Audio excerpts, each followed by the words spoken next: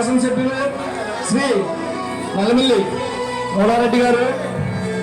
Sir, ఈరోజు ఈ సందర్భంగా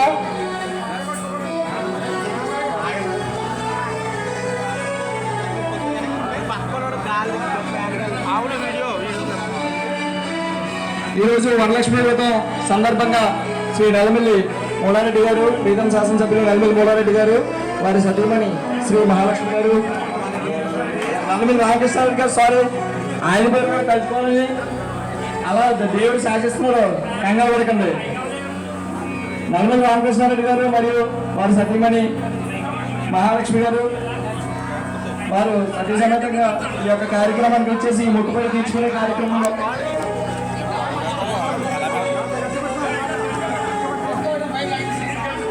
పైకి పట్టుకోవాలి.